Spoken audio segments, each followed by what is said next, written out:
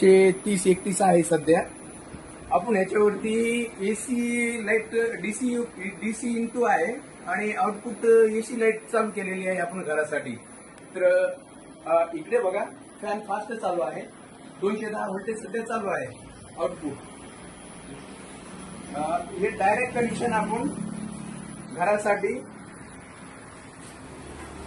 आज घरामध्ये जोडलेला आहे.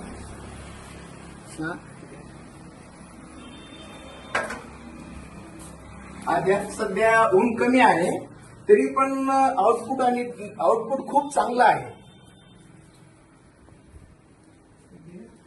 व्होल्टेज बघा, एसी व्होल्टेज 210 दाखवत आहे सध्या.